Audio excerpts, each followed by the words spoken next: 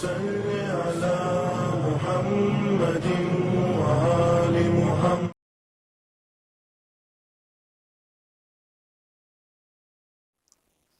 ماشاء اللہ لا حول ولا قوة الا باللہ العلی العظیم.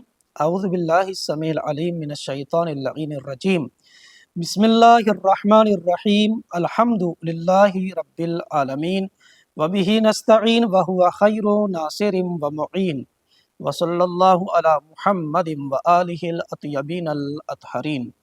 اللہم صل علی محمد وآل محمد وعجل فرجہم. اما بعد فقد قال اللہ تبارک و تعالی فی القرآن الکریم. بسم اللہ الرحمن الرحیم. یا ایہا الذین آمنوا کتب علیکم الصیام کما کتب علی الذین من قبلکم لعلکم تتقون. صدق اللہ العلی العظیم. ناظرین اکرامی، سب سے پہلے ہم آپ حضرات کی خدمت میں سلام عرض کرتے ہیں. اس کے بعد دعا ہے پروردگار سے کہ پروردگار اس ماہ مبارک رمضان میں ہماری تمام تر عبادات کو قبول فرما. گفتگو ہماری ماہ مبارک رمضان سے متعلق اور اس کے روزوں سے متعلق ہے. فطرت انسانی یہ ہے کہ انسان اس وقت تک کسی بھی عمل کو انجام دینے کے لیے تیار نہیں ہوتا ہے، آمادہ نہیں ہوتا ہے اور راضی نہیں ہوتا ہے جب تک اس کے سامنے اس کا فائدہ بیان نہ کیا جائے. جیسے ہی اس کو اس کا فائدہ بیان کر دیا جائے گا، اس کا ثواب بیان کر دیا جائے گا، تو پھر انسان کے اندر یہ جذبہ پیدا ہوتا ہے کہ اب اس عمل کو ہمیں انجام دینا چاہیے. اسی طریقے سے جہاں نماز کا ثواب ہے، نماز کا فوائد ہیں، ایسے ہی اللہ کی عبادات میں سے ایک روزہ ہے اور روزے کے بھی مختلف فوائد ہیں اور مختلف ثواب ہیں. کچھ فائدے روزے کے دنیاوی ہیں اور کچھ اخروی ہیں. ہم اس ایپیسوڈ میں اور اس گفتگو میں چند فائدے جو روزے سے انسان کو حاصل ہوتے ہیں اور روزے دار کو حاصل ہوتے ہیں اور روزے دار کو ملتے ہیں، ہم ان کو یہاں پہ ایک ایک کر کے بیان کرتے ہیں. اور بھی بہت سارے فوائد ہو سکتے ہیں، لیکن یہاں پہ مختصر طور پہ ہم آپ کی خدمت میں عرض کر رہے ہیں، اپنے دیکھنے والوں کی خدمت میں. سب سے پہلا ثواب جو روزے دار کو، اور سب سے پہلا فائدہ کہ جو روزے دار کو ملتا ہے، وہ یہ کہ انسان کو اس روزے کے وسیلے سے اور روزے کے ذریعے سے انسان کو سحر کے وقت اٹھنے کی عادت ہو جاتی ہے. سحر کے وقت اٹھنا اور جاگنا خود اپنی جگہ پر ایک بہت زیادہ ثواب کا حامل ہے اور اہمیت کا حامل ہے، اور اس سے انسان کو بہت زیادہ برکتیں ملتی ہیں، رحمتیں ملتی ہیں. جیسا کہ خود رسول اسلام نے فرمایا، ان اللہ وملائکتہ یصلون علی المستغفرین بالاسحار. اللہ اور اس کے ملائکہ ان بندوں پر درود و سلام بھیجتے ہیں، صلوات بھیجتے ہیں کہ جو سحر کے وقت اٹھ کر استغفار کرتے ہیں، جو اپنے گناہوں کی پروردگار سے طلب مغفرت کرتے ہیں. پروردگار اور اس کے ملائکہ ان پر درود و سلام بھیجتے ہیں. ایک فائدہ. دوسرا فائدہ، روزے دار سے شیطان کو روزہ دور کرنے میں مددگار ثابت ہوتا ہے. یعنی انسان اگر روزہ رکھ رہا ہے تو یہی روزہ سبب بنے گا کہ روزے دار سے شیطان دور ہو جائے. اسی لیے رسول اسلام نے فرمایا، الا اخبرکم بشیء، کیا تم لوگ چاہتے ہو کہ میں تمہیں ایک ایسی چیز بتاؤں؟ کیا تم لوگ جانتے ہو کہ تم سے کون سی چیز شیطان کو دور کر سکتی ہے؟ اب دور کرنے کا مطلب یہ ہے کہ ایک تو دور ہوتا ہے، مثلا شیطان انسان سے 10 قدم دور ہو گیا. پھر اس کے بعد رسول اسلام نے فرمایا کہ روزے کی وجہ سے شیطان بندے سے، روزے دار سے کتنا دور ہو جاتا ہے. کیا تم لوگ چاہتے ہو کہ تمہیں وہ چیز بتاؤں کہ جس کی وجہ سے تم سے شیطان دور ہو جائے؟ کتنا دور؟ کما تباعد المشرق من المغرب، اتنا دور ہو جائے گا جتنا دوری اور جتنا فاصلہ مشرق اور مغرب میں پایا جاتا ہے. لوگوں نے کہا، قالوا بلا یا رسول اللہ، فرمائیے، بیان کیجئے. قال الصوم یسود وجہہ، روزہ شیطان کے چہرے کو سیاہ کر دیتا ہے،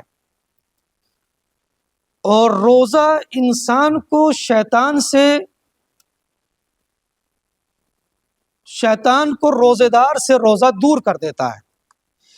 پھر اس کے بعد تیسرا ثواب، روزہ انسان کے قلوب کو، انسان کی نیتوں کو صاف کرتا ہے اور انسان کے قلب کو پاک و پاکیزہ بناتا ہے۔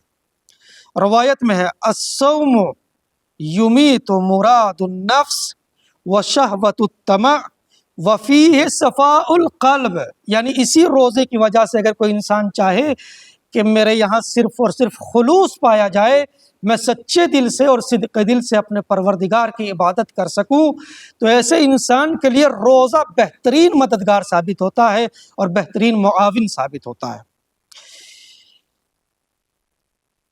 چوتھا فائدہ، روزہ انسان کو متقی بناتا ہے، جیسا کہ خود یہی آیت جس کو ہم نے ابتدا میں سرنامہ کلام قرار دیا ہے، اس آیت میں بھی محصول روزہ اللہ نے تقوی کو قرار دیا ہے کہ ہو سکتا ہے کہ تم روزہ رکھنے کی وجہ سے متقی بن جاؤ، اور تقوی اس لیے بھی ضروری ہے ناظرین گرامی کہ ہر انسان متقی ہو، اس کے یہاں تقوی پایا جائے، اس کے یہاں خوف خدا پایا جائے۔ کیوں؟ اس لیے کہ ان خیر الزاد التقوی، یعنی اگر انسان سفر آخرت پہ جانا چاہتا ہے، اور سب جائیں گے یقیناً، تو وہاں جو سامان کام آنے والا ہے، اس سامان میں سب سے بہترین سامان، سب سے بہترین زاد راہ تقوی ہے۔ اور تقوی انسان کو کب ملتا ہے؟ جب انسان روزہ رکھتا ہے، تبھی انسان متقی بن جاتا ہے۔ چھٹا فائدہ، روزہ انسان کو پروردگار کا محبوب بنا دیتا ہے۔ پروردگار روزے دار کو بہت دوست رکھتا ہے۔ اوحی اللہ، روایت میں اوحی اللہ تعالی الی موسیٰ لخلوف فم الصائم، مجھے روزے دار کے دہن سے جو بو نکلتی ہے مجھے بہت زیادہ پسند ہے۔ اللہ نے جناب موسیٰ سے خطاب کیا، اور موسیٰ، مجھے روزے دار کے دہن سے نکلنے والی خوشبو اور بو بہت پسند ہے۔ اس کے بعد ایک فائدہ اور، روزے دار جب روزہ رکھتا ہے تو اسے ایک خاص قسم کی رضامندی، سرور اور خوشی حاصل ہوتی ہے۔ اسی لیے رسول اسلام نے فرمایا للصائم فرحتان، روزے دار کے لیے جو روزہ رکھتا ہے اس کو روزے کے بعد دو خوشی حاصل ہوتی ہیں، عند افطارہ و عند لقاء ربہ۔ ایک تو خوشی جب انسان روزہ افطار کرتا ہے تو اس وقت اس کو خوشی حاصل ہوتی ہے، اور ایک انسان جب اپنے پروردگار سے ملاقات کرے گا تب اس کو خوشی حاصل ہوگی۔ یعنی ایک انعام اس کو دنیا میں ملنے والا ہے، اور ایک انعام اور ایک خوشی کا تعلق آخرت سے ہے۔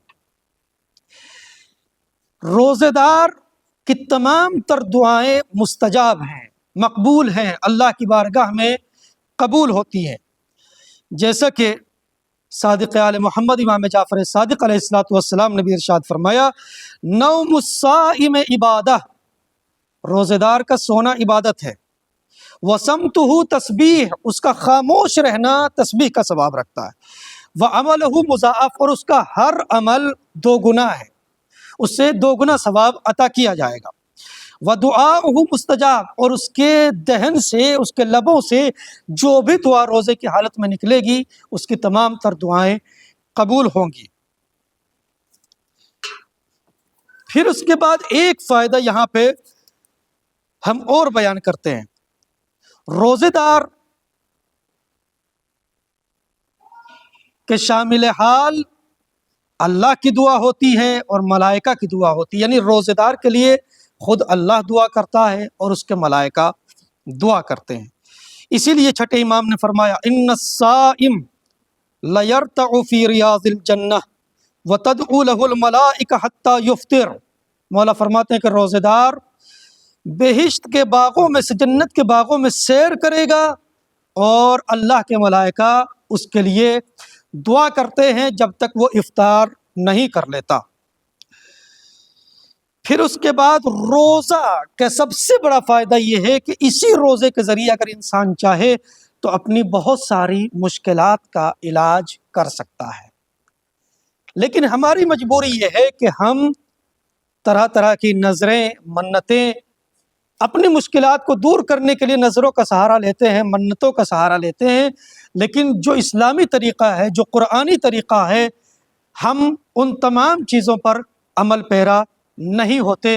جیسا کہ خود اسی روزے کے لیے قرآن مجید نے کہا، یا ایھا اللہ، بسم اللہ الرحمن الرحیم، یا ایھا الذین آمنوا استعینوا بالصبر والصلاۃ، اے صاحبان ایمان، اپنی تمام تر مشکلات کا حل، اپنی تمام تر مشکلات کا علاج روزے کے ذریعے کرو اور نماز کے ذریعے کرو. یعنی اگر ہمیں اپنی کسی مشکل کو برطرف کرنا ہے اور دور کرنا ہے، نہ یہ کہ ہم دوسرے خرافات کی منتیں مانیں اور نظریں مانیں، بلکہ ہمیں اس طریقے کی جو اسلامی نظریں ہیں اور قرآن کی نگاہ سے جو مشکلات کا حل ہے، ہمیں اس پر عمل کرنا چاہیے. اسی لیے قرآن مجید نے بہت زیادہ زور دیا ہے کہ اگر تم اپنی مشکلات کو برطرف کرنا چاہتے ہو اور اپنی مشکلات کا حل تلاش کرنا چاہتے ہو، تو اگر نظر ماننا ہے تو یہ نظر مانو کہ اگر یہ میرا یہ کام ہو گیا اور میری یہ مشکل برطرف ہو گئی تو میں اتنا روزہ رکھوں گا اور اتنی رکعت نماز ادا کروں گا. اس ماہ مبارک رمضان میں دعا ہے پروردگار سے کہ پروردگار ہمیں اپنی عبادات اور اطاعت کو صدق دل سے انجام دینے کی توفیق عنایت فرما، اور ہماری اس مہینے کی تمام تر عبادات و اطاعت کو اپنی بارگاہ میں شرف قبولیت عنایت فرما. وآخر دعوانا ان الحمد للہ رب العالمین، والسلام علیکم ورحمۃ اللہ وبرکاتہ.